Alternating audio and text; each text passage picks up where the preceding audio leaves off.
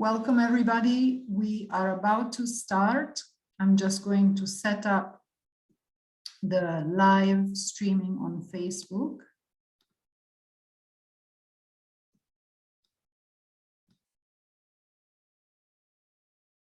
So we will be live on Facebook and the Zoom session will be recorded as well. This means that you may keep your videos off if you're joining us and you prefer not to appear on those platforms. And also participants who are not panelists are muted, and we hope that you really enjoy today's discussion. Great, so the Facebook Live has now begun and we welcome anybody on Facebook who will be joining this conversation. We're also going to give a couple of minutes for everyone else who's still coming in.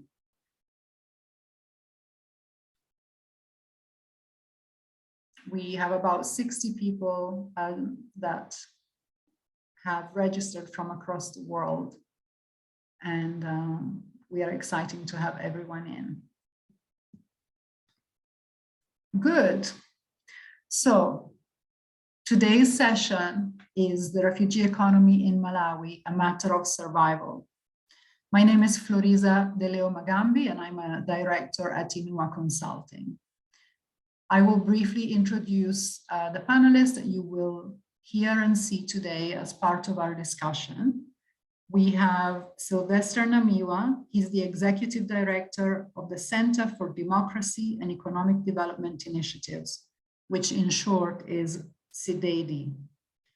We also have Charles Nyeka. He's the CEO of Planetarium Institute. We have Dr. Naoiko Omata, Assistant Professor at Oxford Refugee Studies Center in the UK. And we have a lady that we will be calling Anna. That's not her real name, but she prefers to remain anonymous. And she is a refugee businesswoman in Malawi. I will begin by asking my colleague Gerard to now play us an introductory video that sets the scene for what we are going to be discussing today.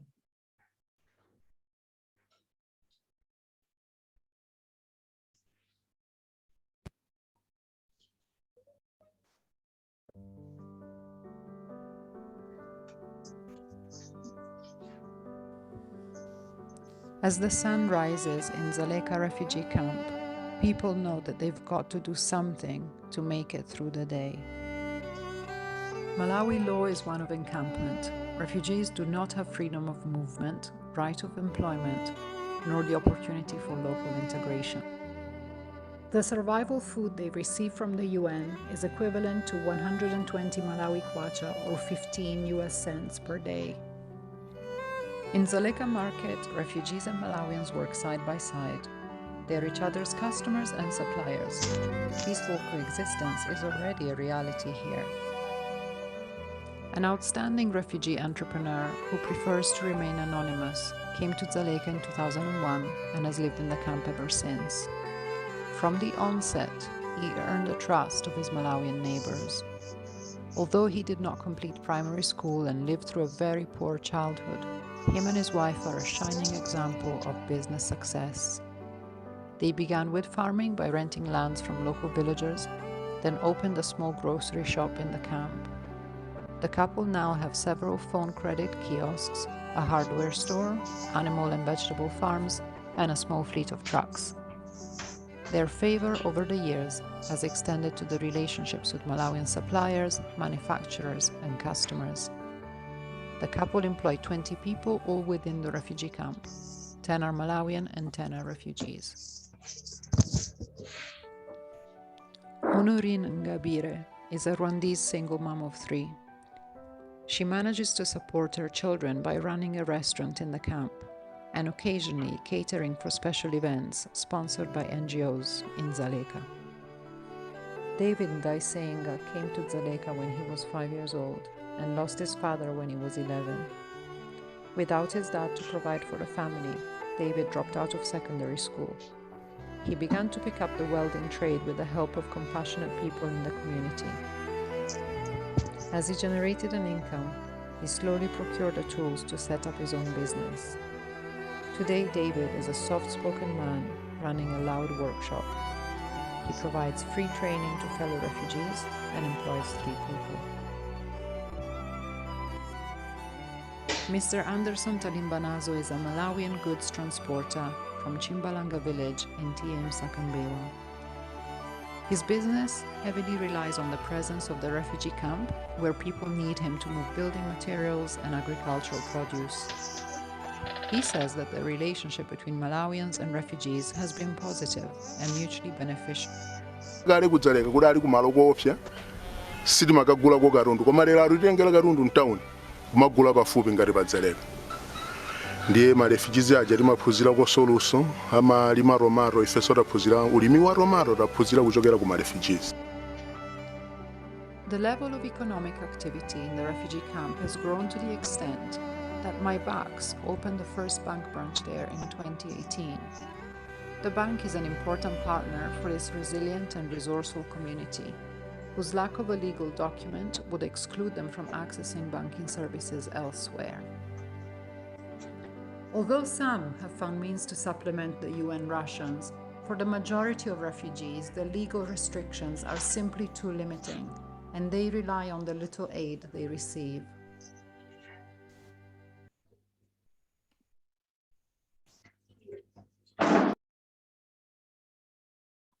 Thank you, Gerard, for playing that nice video and for participating in the making of the video. My name is Innocent Magambi. I'm the CEO of Inua Consulting. I have been a refugee for most of my life. And it's really great to have this conversation and have, a panelist that will be giving us great advice, and we'll be hearing so much, as well as participating, asking questions. So if you have any questions along the way, please write them in the chat, and then we'll be able to bring them to our panelists, and they'll be able to answer those questions. So to begin with, let me ask Bwana Sylvester, your organization, the mission of the organization says, the economic prosperity of the common person in a society where everyone counts. My question to you is, does the word everyone include or exclude refugees? And can you tell us why? Thank you very much, Innocent. Allow me, as a matter of starting point, to thank you, Inua Consulting, for coming up with this conversation, at the same time honoring us by inviting us to participate. You are very right. I represent Center for Democracy and Economic Development Initiative. Actually, this organization is a duly registered organization that is also a member of the Congoma. Actually, this organization was set up to, among many other things, to get the citizens organized to be able to hold duty bearers accountable for their actions and in their inactions. You would agree with me that we've been independent for the past 58 years or so, and also we have been in a democratic dispensation for the past 27 or 28 years or so. But economic-wise, we seem to be moving 3 steps forward and 5 steps backwards. Now, to answer your question precisely, if you say everyone, it means everyone. We understand and believe that the issues of human rights are universal, and we need to emphasize that refugees also, as human beings, have basic rights that also have to be promoted and protected. So if you say everyone counts, it means everyone, as in the meaning of the word everyone. Thank you very much. Thank you. So yeah, thank you so much for that answer. And I mean, you do a lot. Many people have read and listened to your stand in terms of human rights. Mr. Nyekanyeka, back to you. I mean, I was attracted by your name, Facebook page, when I got to to see it, you talk a lot about entrepreneurship and development in Malawi. And just let me start personal. You know, your stage name or your social name on Facebook is Evangelpreneur. Can you tell us the relationship between evangelism and entrepreneurship before I, put my second question to you? Thank you. Thank you so much, Innocent, and the entire management of Inua Consulting. The name Evangelpreneur comes from an aspiration where I would like to be an evangelist, like a pastor, where we trained in pastoral work, but with the focus on supporting people in businesses, just to think of completing the circle of a human being, the spiritual aspect, but also the personal development part. So Evangelpreneur it means evangelist entrepreneur. So it's a name which was made from the two names to look at both the evangelism part and also the entrepreneurship part. And the drive behind is to present the message of entrepreneurship to everyone, where people should look at life, but also the demand for economic part, which they have to take part in day-to-day learning of their lives, where they have a sustainable enterprise. Thank you. I mean, I follow what you say and I follow your post, and I was really attracted by a survey that you ran on your website, Facebook page. I don't remember the dates, but you were asking Malawians to debate whether national policies favor foreigners when it comes to doing business in Malawi. I'm curious, can you tell us what were the findings of that research? Because refugees are seen as foreigners, and I just want to know what were people saying. So I do a lot of advocacy on my Facebook profile, Evangelpreneur, but I also do some advocacy on Planetarium Institute page. Sometimes I do that just to incite debate and see how people think on a given topic. Some cases can be controversial discussions, but it has demonstrated that over the period, people shape up the discussions, and the moment you start responding to them, they become knowledgeable and literate of the things which we are discussing. So that debate, I deliberately pushed in because there's been a discussion amongst the natives, I would call them Malawians, who are like born here, where they say, no, foreigners are taking our jobs, foreigners are doing that. And I think that's a narrative which we've heard in so many countries, even in South Africa, cases of the xenophobia. It's because some people have the perception that foreigners are doing fine. And it's something which we can identify in our localities. You see a Burundian operating a shop doing fine. So I was just trying to get the sentiments from the people based on the thing which I've observed and what I've heard, to see what do they think. And from the post, you could see other people were not in agreement of those sentiments to say policies favoring the foreigners. Many people were open to say a policy is a policy. It's like it applies to everyone. And a foreigner, most of them, the majority of them who are small, they are not even favored at all. So it's about you as an entrepreneur to find a way to survive in an environment where you make money and generate profits. So it was an interesting debate. We have kind of summarized some of those discussions, and we use those information to advance some of the issues to make advocacy issues on the same. So it is to do with trying to test what people think, and it was well balanced somewhere for that policies are favoring the foreigners, some were so saying no. So mainly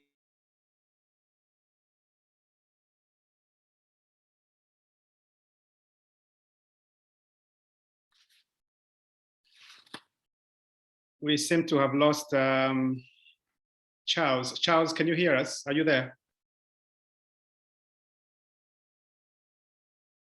Charles is not with us. Sorry for that. Maybe it's a matter of network because he is outside of the city. I'm sure he'll get back to us. Sylvester, can you hear me? I mean,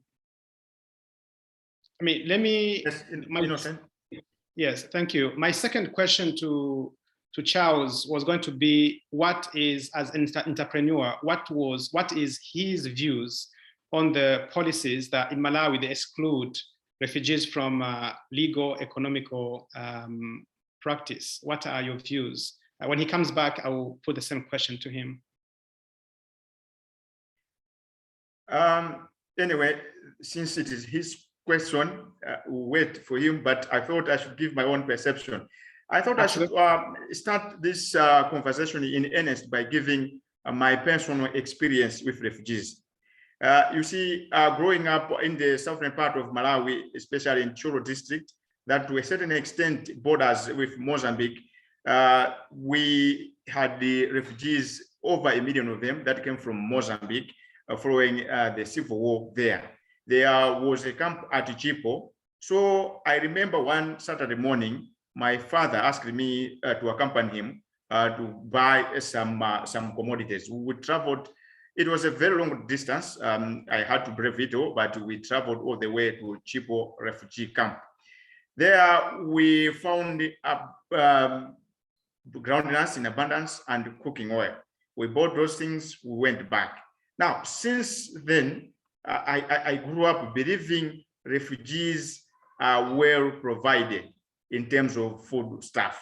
Now, I grew up with this kind of belief up until when we saw the pictures from Kabul, that is Afghanistan, where over 1,000 of people were struggling to get into a plane that was already loaded. And just recently, I found myself in the wrong side of the law, that is in courts. I was in the hands of the law enforcers. Now, these three experiences taught me one thing, that it is possible to go to bed as a native, as Mr. Nyekanyeka would put it, as a local, as would put it, but circumstances can force one to for his or her status to change immediately to that of a refugee or asylum seeker. I thought the problem we have now is we don't have the clear and accurate information, and now on the part of we Malawians, because to agree with Mr. Nyekanyeka, actually I grew up believing, or at some point in time, I was forced to believe that these refugees are coming here to take up the very same limited opportunities that are available to Malawians. Up until when we had that incident when the Minister of Homeland Security, Honorable Richard Mwendobanda, issued that 14-day ultimatum. I should tell you what happened. We experienced a situation where some parts of the suburbs of the cities of Mzuzu, Lilongwe, Blantyre, and Zomba, people had literally nowhere to buy basic things like bread and sugar. Now, that tells one thing, that we indeed have the economy, but this economy is in the hands of people that we regard as illegal. Now, that gave me interest to find out as to really what happens. We discovered that quite contrary to the belief that refugees are provided adequately, they are surviving on what is more or less like difficult to believe, something close or less than 50 cents a day. I'm told a family to survive at Dzaleka refugee camp, they have to survive on something like 120 kwacha a day. But just the recent NSO survey shows that for one to survive, you need around 160,000 kwacha a year to survive. Now, we have a problem, a very big problem, that our brothers and sisters at Dzaleka refugee camp are really struggling. Now, having known the current situation on the ground as an organization, as Elia said, when we say everyone counts, we mean everyone. We thought of stepping in. We think as Malawi as a country, we are losing out. We are losing out because some of these refugees that are coming in the country have good skills, the rare skills. There was that video that was played here that if we allow the refugees to work hand in hand, to, let me use the word coexist, as a country, we stand to benefit. These people have got the rare skills, like, for example, even a small thing like growing tomato. They have got some innovations that if we allow our locals to tap into that one, we improve our productivity in terms of resources and even production agriculture wise. This is why, having noted all these issues, we thought of coming in to lobby Malawi government to ensure that we should review our 1989 Refugee Act. We think saying that you don't have to throw the bathing water together with the baby. We think this policy, this kind of legislation, the 1989 Refugee Act, was done at a time when Malawi was under a dictatorship. We were under a single regime or a single party, a kind of government under the Malawi Congress Party. At the same time, the population was not as big as we are. But if you factor in that we have refugees, one thing we forget is there is a story behind every refugee. No person would want to leave his home unless there's an ordeal. At the same time, these people, they'll come to Malawi in search for peace, the peace which they cannot find anywhere. So we are currently lobbying Malawi government to ensure that we should review the 1989 Refugee Act to ensure that we should mitigate, because if truth be told, there are a lot of problems at Dzaleka refugee camp. Apart from the small ration, the package, there's also a problem of congestion. There's inadequate space there. At the same time, we think on a broader picture, as a country, Malawi, we are losing out. We stand to benefit a lot if we allow these refugees to participate through economic activities of our country. Already, case studies are there. We have seen that those people that have been given an opportunity to contribute to the social and economic development of this country, they have ended up creating jobs. The jobs that are of beneficial to the social and economic development of this country. Thank you so much, Sylvester, for your passion. We can tell the passion that you have in terms of advocacy. Welcome back, Bwana. You were in the middle of finishing your sentence, and then internet dropped. But before you finish what you were saying, can I just add a question, and then I will ask you to quickly give us your views so that Florisa can pick up the conversation. And the question is, what are your thoughts on the policies that limit refugees from legally participating in economy? As an economist, as someone who wants to see Malawi prosper. So you finish what you were saying, and then you answer quickly that question. Thank you. Okay, just let me go quickly to the question, and I can just include in my response. Just as Mr. Namiwa was mentioning, I believe all these policies, laws, they are made in good faith to address something. What is very critical now is to look at the reality on the ground. In the video, there was a mention of coexistence is a reality from the video. It means we have people of concern, discussed, and they are here. So that's the reality. Now it's about going back to look at the policies if they are still applicable. When you approached me that I should be part of the panelists, I did my own survey, and I realized that even in Europe, all these people who seek asylum, they are not returned back. They are integrated into the society. They are given opportunities. And these countries, they are also realizing that these people of concern, they have skills. So for us to look at our policies, the laws and the legislations, I think it's a broken promise because it doesn't reflect what is on the ground. So I would prefer to look at this from a view where the human rights perspective, which respects a human person and the rights of anybody who is an asylum seeker, to provide them with the necessary survival skills so that they should participate in the economic activities in that nation. And also, I would also look at it from an entrepreneurial point of view, where you look at, just think of someone who left their country. One thing which underlines that they see value in themselves. So they go away to find refuge. And when they come to places like Malawi, somebody has come from Burundi, they did not board a plane. They had to find a way to cross the borders, cross rivers, and be here. That is a resilient element which an entrepreneur needs to have. And these are the things which can be taught amongst business people. In the video, we saw this guy saying, they have taught us how to do some farming. I think that's an informal way of telling us that these people, much as they are people of concern, they have moved from wherever they are, but they're not dispensable. They are people who, they have skills, they can teach us.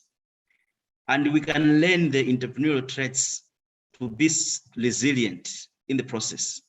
So it is about the economic part, the human rights part, which we have to focus more than on the legislative part, because the legislative part, we are doing things where we adopted, they are not doing that.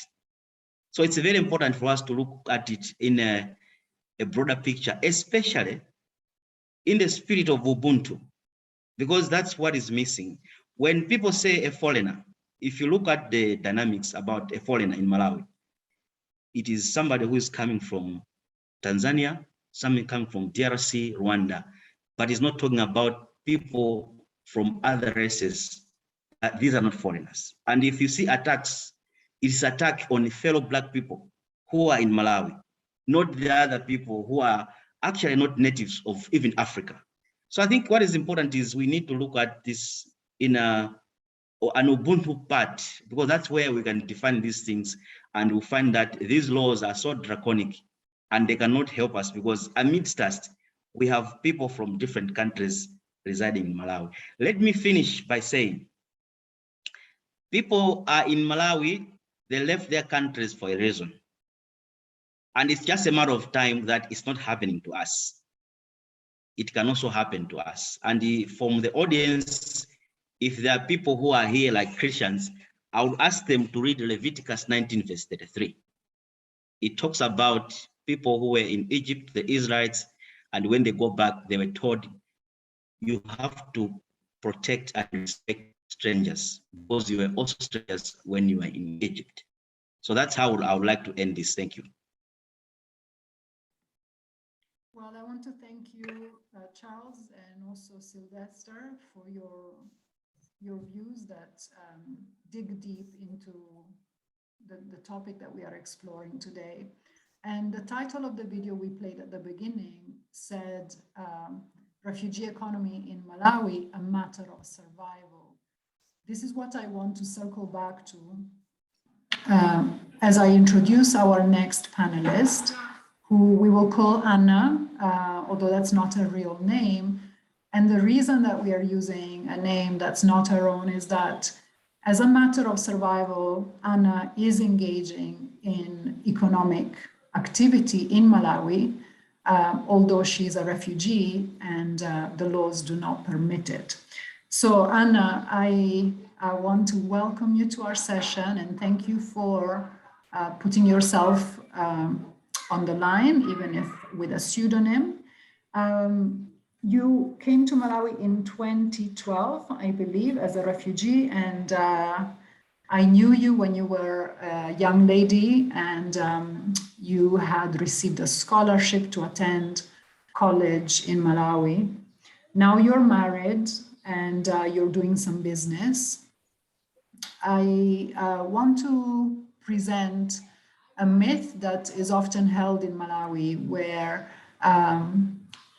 the host community believed that many of the people that are refugees here didn't actually run away from conflict. They came motivated by economic reasons as economic migrants. I want to ask, was that true of your situation when you came? That's not true, because I came because of political issues that was happening in my country. But now the big problem that is there is that there are people who just say things and they don't hear news of what is happening in Africa. Especially they don't hear what is happening in Rwanda, in Burundi, or in DRC. They just say things. Now, second things, there are some bad things like violation, killing of people that happens in Rwanda, in Burundi, in DRC, but they are not covered by the media. Then if you see now in East Congo, there are over 100 groups fighters that are there, and people there are really dying there. And as we say now, Malawi has sent soldiers there to keep peace in Malawi. Thank you. Yes, it's true that some situations get a lot of media coverage and others do not, and therefore we may not be exposed to the complete truth about what's happening in the Great Lakes region of Africa. Another popular assumption that's commonly held in Malawi is that when it comes to especially setting up grocery businesses, refugees have an advantage, which people believe is given by the fact that the UN High Commission for Refugees gives them a starting capital to set themselves up, and or that the refugees receive food rations, which they then sell, and therefore by selling something that they received for free, they're able to keep the prices lower than the Malawian competitors. Is that true?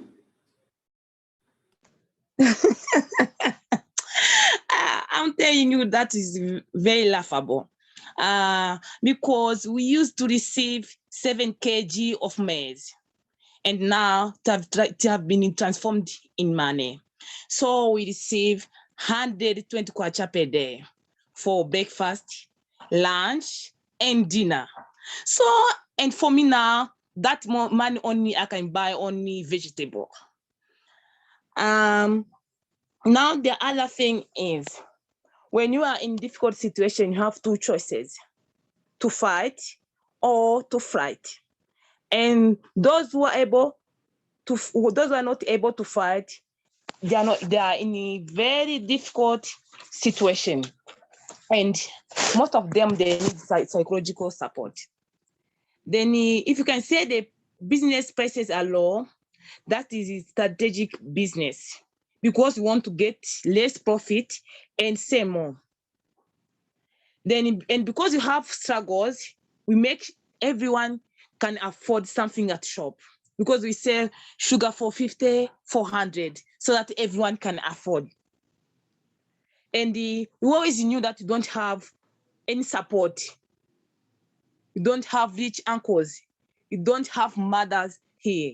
We only have God at our side. So we always make sure things so that wakes up. Then what we do, we always have customer care. And we wake up early in the morning and we close late hours. Thank you. Anna, thank you very much. In fact, although in the video and in the conversations we've had so far, we've referred much to the farming techniques, especially regarding tomatoes, that refugees are highly skilled in and could teach Malawians. I conducted a research for my master's program about the success factors of refugee entrepreneurs in the grocery sector.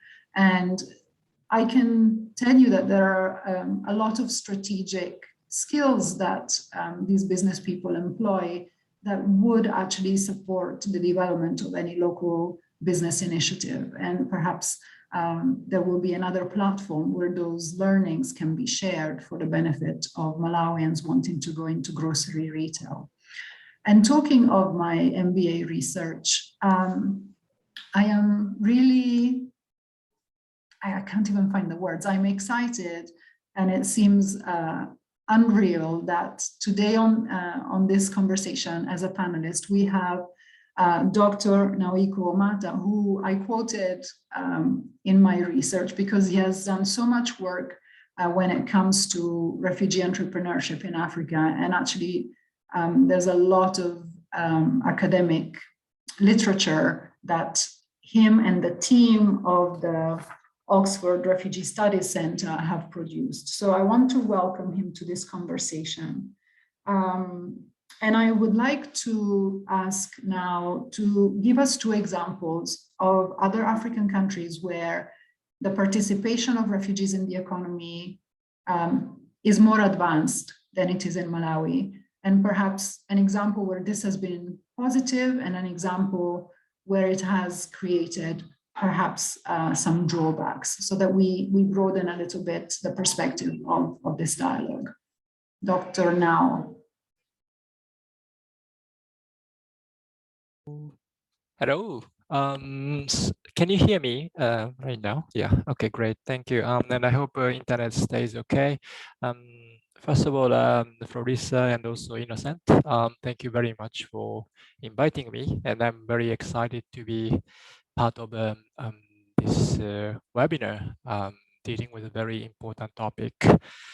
So without further ado, to answer the question, let me say, first of all, I would say it's yes, I will mention two countries right now, which is generally considered positive case and generally considered negative one.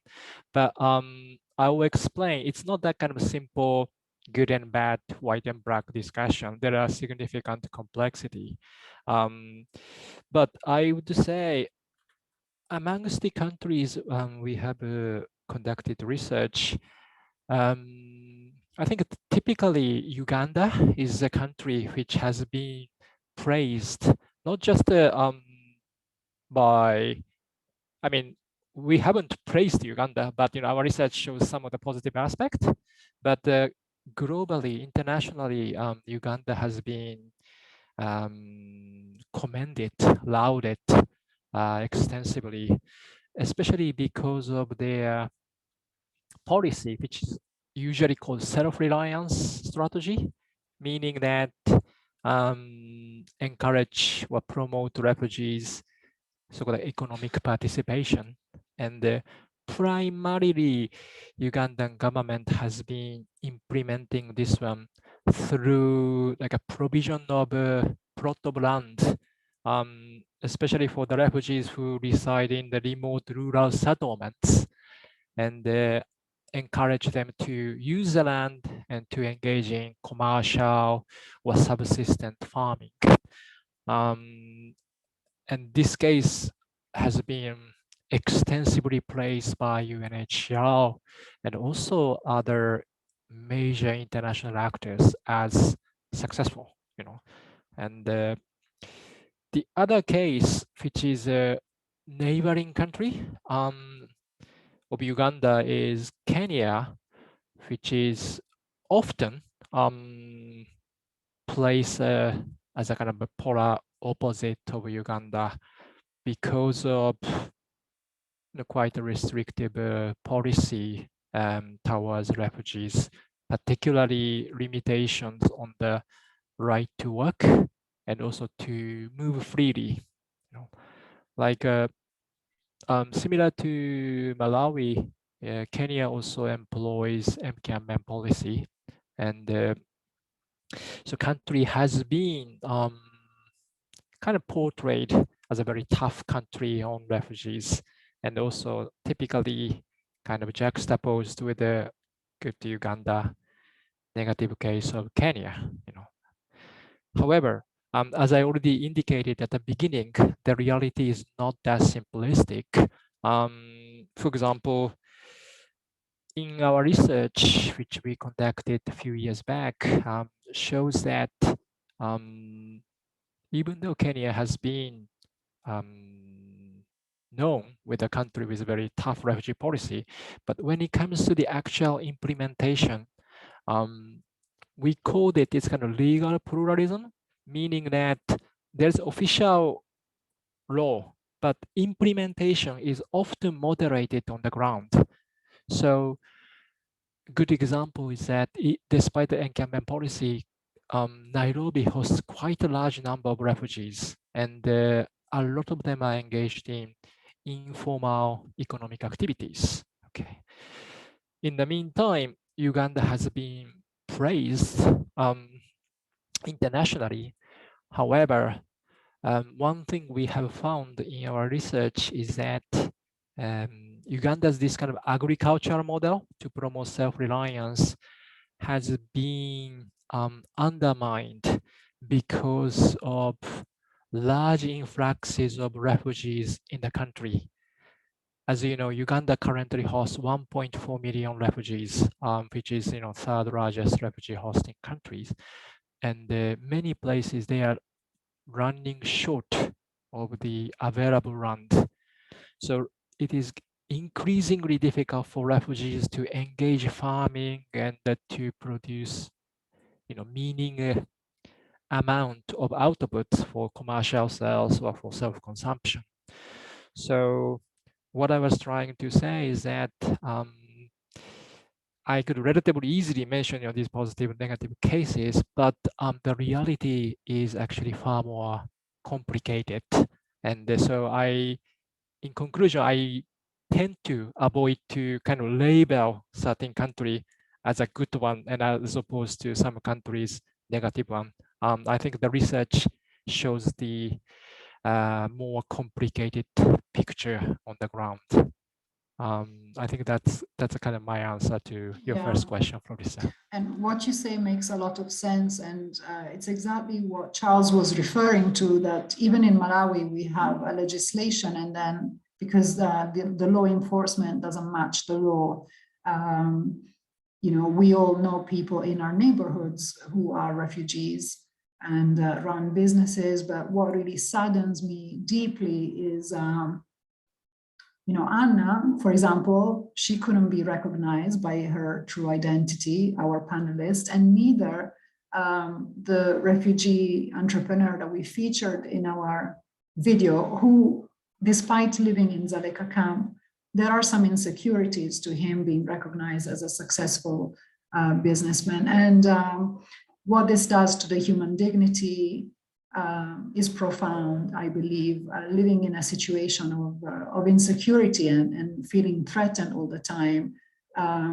this is what we need to tackle, because tolerance isn't really always the solution. It's only a temporary solution. And I wanted to ask you now, I know that you have worked as a practitioner in the refugee field, and I don't know exactly where. You're free to share your experience with us if you would like to. And but what I'm driving to is that you don't just study these things on paper, you know the people that we are talking about.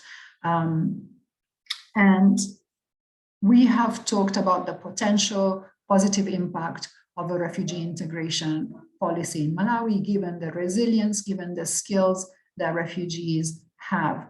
Now, is that the basis on which Malawi should review its policy, or rather we should consider the right of the human being and just extend these freedoms to refugees just because of that? What do you think? Okay, thank you for the question. And I think second question is in practice and also in terms of like a policy arena, it's a quite a complicated question. However, today I like to say that let me be clear that while I understand, refugees make a lot of economic contributions on the ground, and some of the research actually providing very strong evidence, but I do not want to advocate the policy that decides accepting or accommodating refugees, just purely based on the economic benefits they could produce for the host countries.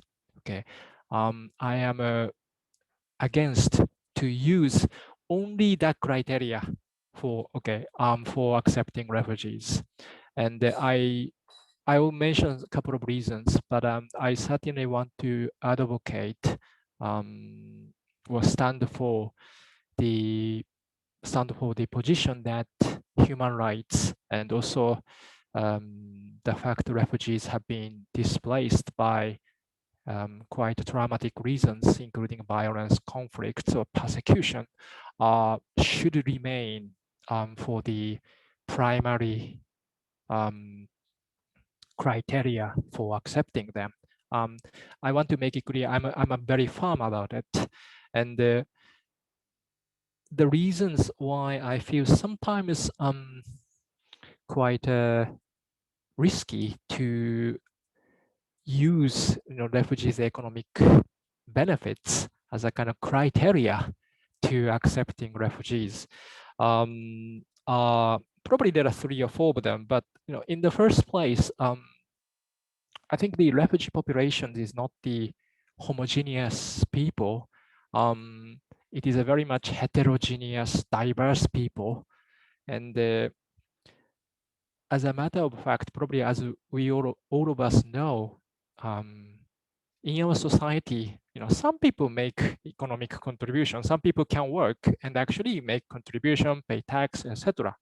But there are also people who are not able to do that for a variety of reasons. And if something is we are seeing in our society, then I also believe that there's applicability to refugee populations. So we have to recognize that one as a first thing. And also, if we focus too much on the economic benefits refugees can produce, it leads to kind of I use the word commodification of refugees. We basically consider refugees just as purely as a labor force. Okay, and then we start evaluating them. Okay, this person has a very high profile, good educational background, and also he or she has a skill to contribute to our economy. Okay, so let's accept him or her. Okay, this is what I mentioned, and I think this is a very dangerous thing. And the last point I want to mention is that a lot of people talk about economic benefits and the impacts, but I have to say it's not that easy to measure them accurately on the ground. And one of the examples is that I think the first video kind of indicated that like a refugee taught Malayan host how to do farming, etc. I have been seeing a range of examples, this kind of intangible benefit refugees have produced for the host communities. For example, in Uganda, there are a lot of Congolese refugees who have taught how to do kind of tailoring to Ugandan host people, and which kind of elevated the livelihood skills of these Ugandan people. This is not, it's not quantifiable, So if we quite narrowly focusing on this tangible aspect of the economic benefits, then we might be actually missing quite a lot of important contributions they make. I mean, I can probably go on and on to address more reasons, but given the nature of time, I'm going to be stopping here right now. Thank you. Yeah, I fully agree with you. I think as a human stand we need to make is people are people, refugees are people. Why do we need to define them by their potential for economic contribution? At the same time, living in Malawi and having spent much time in Dzaleka, I cannot help but notice the economic vibrancy of the refugee camp in sharp contrast with the, for miles, the villages that surround it. And not even that, like with the country as a whole, excluding the main urban center. So just from a pure observation point, I just feel like there is extraordinary innovation, resilience, and activity, economic activity in Dzaleka refugee camp. And unfortunately, as even our Malawian panelists have been saying, Malawi is in desperate need of that economic revival, I would almost call it. So I think both are important. I know that there is a question in the chat. Innocent, would you mind to read the question and perhaps address it?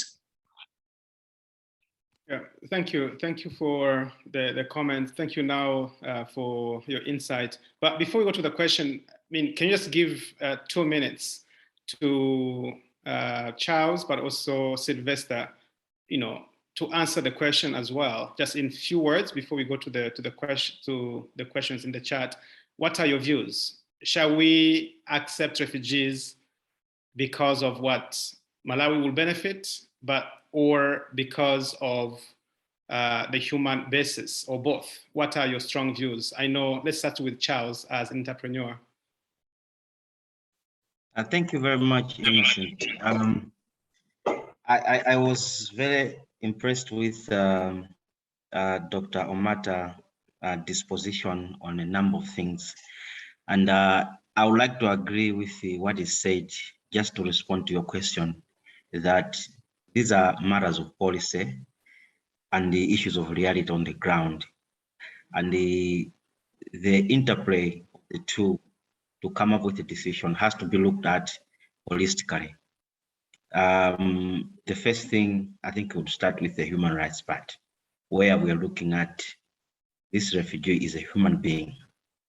And I would like to add to say, if anybody is subjected to a situation which limits their independence, they are labeled, where their dignity is being suppressed, that person is a prisoner by definition. So in a way, we've put our brothers and sisters who are refugees as prisoners in Malawi. By definition of restriction in terms of movement, restriction in terms of taking part in economic activities, and labeling, doing this because of that, that defines a prisoner. So it's a narrative which has to be looked at to avoid dehumanizing our own brothers and sisters just because of the situation they are in. So we have to look at this whole thing holistically. There are children who have come to Malawi, they were born here, now maybe they are 10, 15 years old. What do you call those? Are they from Congo or they are from Malawi? So they are, just as Dr. Omata said, it's like, it's not a homogeneous thing where there are so many cases which have to be looked at. And what is very important, we have to look at each part on its own, focusing on the human rights part, looking at the economic part, and we look at the effects of what we're doing. But all in all, we have to be honest with what we have at hand, because the reality, everything is written on the wall. Thank you. Thank you so much, Charles. Buona Sylvester, what are your views in 1 minute? Thank you. We need to strike a balance. We need this integration because refugees are also human beings. First thing. Second thing, like I emphasized in my preamble, it is very possible, one, you can go to bed today as a native, tomorrow you wake up a refugee in a foreign country. A refugee is not a permanent status.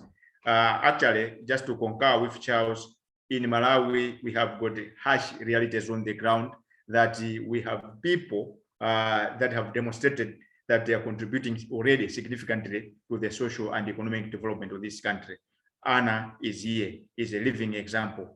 These people saw an opportunity that things are doing now. They have become the very fabric of this social and economic development. Therefore, we need these people for two reasons. One, because their contribution to our economic development, at the same time, primarily because they are human beings, they have got dignity, they have got rights that ought to be protected and respected. But more importantly, we should take this in mind, that a refugee is not a permanent status. Thank you so much, Sylvester. So there's a question that is addressed to you from Alain Bitejula. He's asking, if I may paraphrase his question, how would the inclusion of refugees support the growth of Malawi economy? Charles made a mention that when we are talking about refugees, the problem is the narrative goes or anything is associated with we, the black-skinned people from around Africa. But we have got a less talked after or less discussed issue of immigrants. We have got people from, forgive me, I'll mention countries for the sake of this discussion. In Malawi, we have got people from China, India, Pakistan, and Lebanon that came into this country in the name of investors. But after arriving here, what they're doing is contrary to what they told us that they will be doing. But whenever we are to throw stones, these people they are like protected. They are like sacred cows. They are not measured by the same scale with our brothers from Rwanda, from Burundi. Now, evidence is there that we have some people that, because Anna said, if you are a refugee, if you are a refugee, there are two things you need to do. It's either you need to fight or you need to flight. There are some people, there's an arrangement that was made previously, I don't know if it is there today, where some of the refugees, they are allowed to go around and mix and mingle with the locals in Malawi. These people today, as I'm talking to you now, they are proven to be very instrumental to the social and economic situation of this country. As I'm talking to you now, they are controlling a large chunk of our economy. These people have been with us for the past 25 years. Now, for example, let's say if I'm given this opportunity, I leave the camp and I go outside the camp, I stay somewhere where I establish my business empire for 25 years, that is able to contribute to the social and economic development of this country. Would we say that we don't need the refugees? The answer obviously is we need them, because they are bringing in rare skills. Apart from the entrepreneurship, the other issue we are not much focusing into is the rare skills. We have got hospitals that are run by medical doctors that came into the country as refugees. We have got others that are working as teachers as refugees. These are the people that are contributing significantly to this, the fabric of our economy. So we are in a situation that we need just to accept the harsh reality on the ground. And the best way, like I mentioned, and I will keep emphasizing that, yes, there are issues. We cannot fault the refugees, because Anna put it very well that they had two options. It's either they have to flight or they have to fight. But in a way, they have capitalized on what we are not doing well as locals in terms of doing business. They are doing, because had they found that we are good at the very same business they are doing, they should not have been, they should not have gotten that opportunity to take advantage or to the customer care aspect of, as Anna mentioned, they should not have found readily available customers as compared to our businesses. So what we need to do as a country is we need to address issues of misconceptions and misinformation. We need to emphasize that behind every refugee, there is a story, there's an ordeal. At the same time, there is something we need to benefit. We stand to benefit as a host country beside these refugees. Therefore, the best way to do is to learn to coexist. But then allow me, it appears there's what we call hatred that is towards the black-skinned people of Africa, leaving out others. We need to desist from using a selective kind of approach. When it is a policy, it has to be applied across the board, because we seem to be selective in terms of how to use some of these issues. As I'll keep on referring to that issue. We have got people coming from China in here, others from Pakistan, India. They are illegally carrying out some business there. But these people, they are not looked up. They will not use the same measure where these our brothers and sisters from Burundi, Rwanda, and the DRC. So there are a lot of misconceptions that we need to clear out, so much that then as a hosting country, we stand to ensure that these people have their rights promoted and protected. At the same time, we should allow them to make a significant contribution to the social and economic development of the country, which already they are doing. Evidence is there. Yeah, thank you so much. Thank you so much for everyone, especially the panelists and the contribution that you have made. This is the end of our conversation. I mean, it's not the end, it's just the beginning, because every month we'll be meeting and talking about different subjects. This is our second webinar in a series of 6 webinars. So the next webinar will be at the end of October, and it will be about the contribution that faith brings into the lives of people who are hurting, people of concern. So we'll let you know, we'll just keep following our social media. And thank you for the participants who also came to listen, but also who care about the issue of refugees. So we really value your presence, because without you, we'll be just talking to ourselves, and that's not fun. So we want to encourage you to share our social media handles. You know, this recording will be available on Facebook, but also will be sent in various medium. We also have YouTube, where every video that you have seen or you missed, you can also go there and see it. So thank you so much. Let's continue the conversation, and we really enjoy having you, and we will keep engaging you guys, because advocating for people requires collective efforts. We can't do it without you. Thank you so much. God bless you, and have a wonderful weekend ahead of us. Bye. Thank you so much. Bye. Thank you. Bye.